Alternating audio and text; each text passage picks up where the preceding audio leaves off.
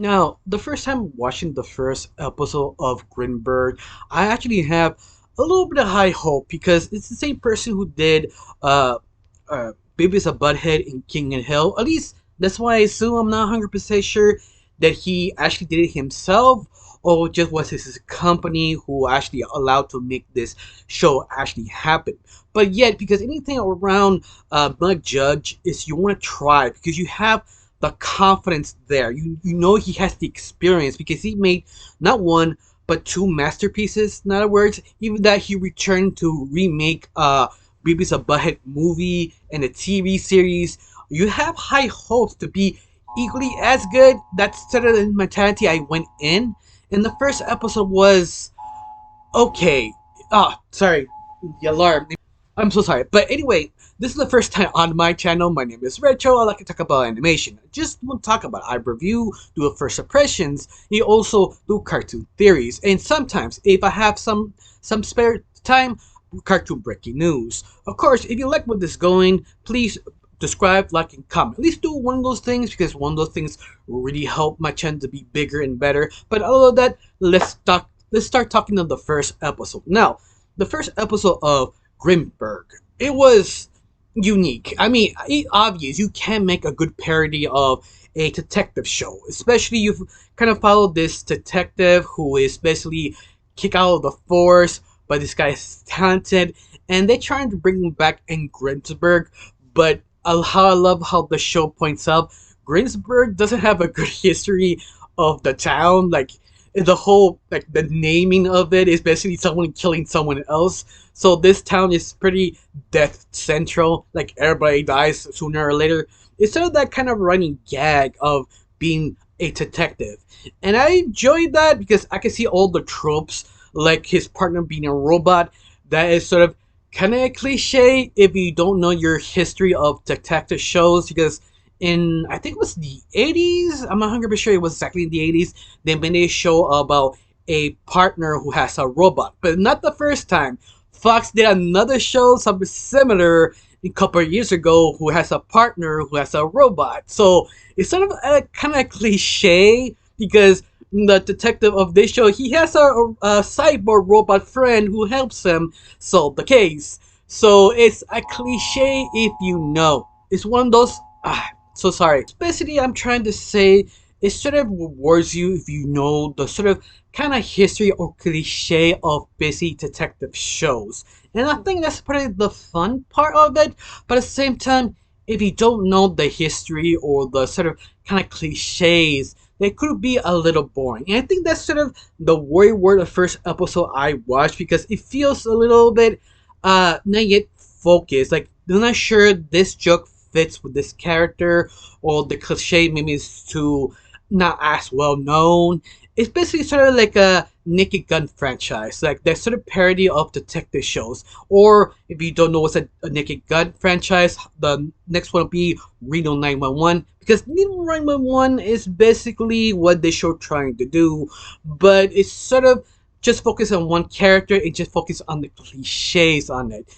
And certain enough, it was okay. I mean, the first episode wasn't boring, but yet it feels sort of that one problem each show has that sort of we know what we want, but we don't know how to execute it right now. It's something that takes time to make it better and more proficient. And to be fair, you see Munch Jug's work before. First seasons are kind of loosey goosey because then he usually is the guy who we give a season two, he make it more tighter, more efficient, more better. And I think that's gonna happen on season one. Is that Grimsburg is gonna be kind of not fully completed. In other words, that's sort of I'm guessing the direction it's gonna go. To part of the very end, kind of be more tighter, more funnier. But other than that, I do enjoy the first episode, even though I feel it should be a little bit more faster pacing. Of course, I did enjoy the other cliches that I'm not sure I mentioned about the robot thing because I keep editing this thing. You know what I mean? Like over the years, you have cliches that maybe you not heard of, maybe you have, or you have the regular cliches of the detective has a basically a ex-wife who hates him and he hates her, but they come back together. But they may sort of making fun of it, sort of aware of that kind of cliche, especially with his own son, that he knows he has a son, but he doesn't remember his name. But it's one of those things doesn't have time, and they play with that joke like his son is sort of kind of disturbed a little bit because you have to mention your friends who kind of convince him to do maybe horrific acts or not horrific acts. They just flip it less like backwards. That scene, he doesn't do it in a horrible way. It just sort of makes sense in the moment kind of type of things. I thought that's a very good kind of reversing the trope by itself. That's sort of interesting because once more, if you know the cliches, once in a while the son is basically the enemy of the detective. He becomes a serial killer or a murderer or a troublemaker, and the father slash detective have to sort of convince him to stop doing that horrific things. And once more, cliche after cliche, because it's mostly the gag of it, and it works for a certain extent. Some of them I feel needed to be reworked. Some of them feel just right. I think one of those things that was kind of funny is he has his arch enemy slash mentor who was arrested by him, but now he goes back to school where he actually found him. He's like working for the school because this is sort of his sentence because they ran out of teachers.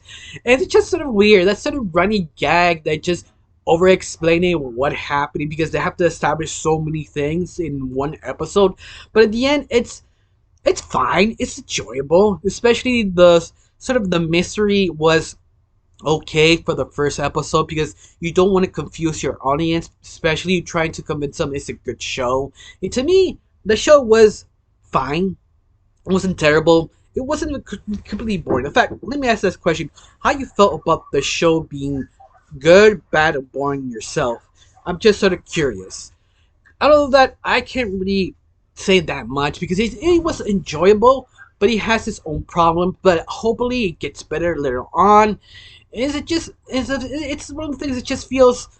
I'm still working on it, but especially I do enjoy the detective mode or a brain blast of the main detective does because he sort of have this, I could say, mental box of thinking what happened to the murderer or the victim. Like he can sit down and sees what actually happens. It doesn't explain fully, but he sort of observes things and just sort of imagine what actually happens. But I love that they break the fourth wall when he does that. Like he was stuck in the tree and the tree was not actually helping him. He just hit him in the nuts to actually give some information. But it's everything happening inside his mind, and that was the joke.